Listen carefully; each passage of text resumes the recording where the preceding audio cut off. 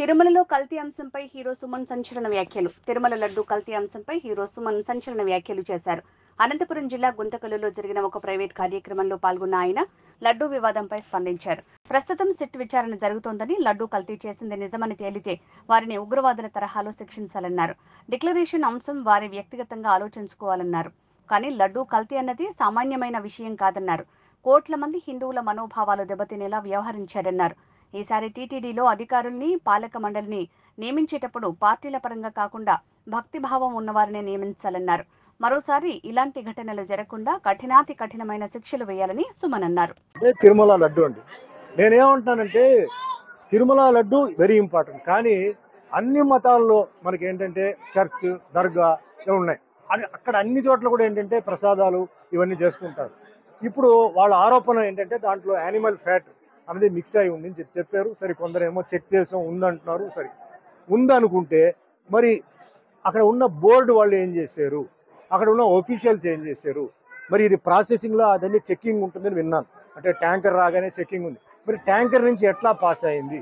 కాబట్టి ఇది చాలా జాగ్రత్తగా పరిశీలించి ఎవరైతే తప్పు చేస్తారో వాళ్ళని కఠినంగా శిక్షించాలి. ఎందుకంటే అనుమానం ఒక్కసారి వచ్చిన తర్వాత అది అందరి మీద పోతుంది. వాళ్ళు చేశారో లేదో.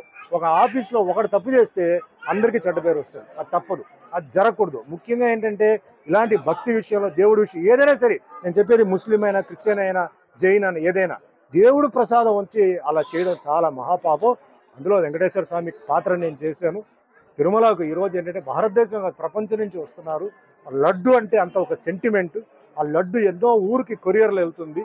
ఆ లడ్డు అంటే ఒక అది అంటే తింటేనే ఏదో ఆరోగ్యం బాగాలేకపోతే మాకు ఆ లడ్డు తినేసిన తర్వాత మాకు బాగుంది అంటే అంత సెంటిమెంట్ ఉన్న ఒక లడ్డుని అలా చేసేవాళ్ళని వదలకూడదు.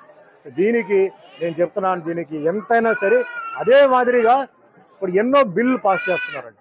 పార్లమెంట్లో ఎన్నో బిల్లు పాస్ చేస్తున్నారు. నేనేం చెప్తానంటే మన భారతదేశంలో ఎన్నో మతాలు ఉన్నాయి. అంటే Hindu, Muslim, Christian, Sikh, Parsi, Jain, Buddhist ఉంది. మరి ఈ మతాలని ఈ విధంగా అన్యాయం చేయకుండా కాపాడడానికి ఒక బిల్లు పాస్ చేయండి. ఇలాంటి విషయాలు ఎవడైతే తప్పు చేసాడో వేయండి లోపల 2 సంవత్సరాలకి.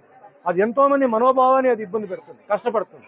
ఎంతో భక్తితో వాళ్ళు ఆ దేవుడి దగ్గర వచ్చి వాళ్ళు ప్రార్థన చేసి ఒక నమ్మకంతో వాళ్ళు ఆ ప్రసాదం తీసుకున్నప్పుడు ఇలా విన్నారంటే అది ఎంత పెద్ద తప్పండి, పెద్ద నేరం. అది టెర్రరిస్ట్ కన్నా చాలా పెద్ద తప్పు అది. కాబట్టి ఇది కఠినంగా ఇది చేయాలి, కానీ జాగ్రత్తగా చేయాలి. ఎవరు తప్పు చేశారో వాళ్ళని పట్టుకోవాలి. దీంతో పాటు ఎవరు దాంట్లో కూడా ఉన్నారో వాళ్ళని కూడా వదలకుండా ఎందుకంటే ఒక టీటీడీ బోర్డు ఉంది, ఆఫీషియల్స్ ఉన్నారు, చెక్కింగ్ ఇన్స్పెక్టర్ ఉన్నారు. ఇంత ఉన్నప్పుడు ఎలా జరిగింది? సో ఖచ్చితంగా దీనికి ఏ లెవెల్ అయినా సరే సీఎం చంద్రబాబు నాయుడు గారు, డిప్యూటీ సీఎం పవన్ కళ్యాణ్ గారు ఇది వదలకూడదు. ఇది ముఖ్యంగా హిందువులకి చాలా ఒక అవమానం, హిందూకు చాలా వాళ్ళ మనసుని దెబ్బ కొట్టినట్టు అవుతుంది. కాబట్టి ఇది ఖచ్చితంగా ఫాలో అప్ చేయాలి. దీన్ని వదలకూడదు. ఎవరైతే చేశారో వాళ్ళని కఠినంగా శిక్షించి వాళ్ళని ఏం చేయాలో ఖచ్చితంగా చేయాలి. దానికి నా సపోర్ట్ ఎప్పుడు ఉంటుంది.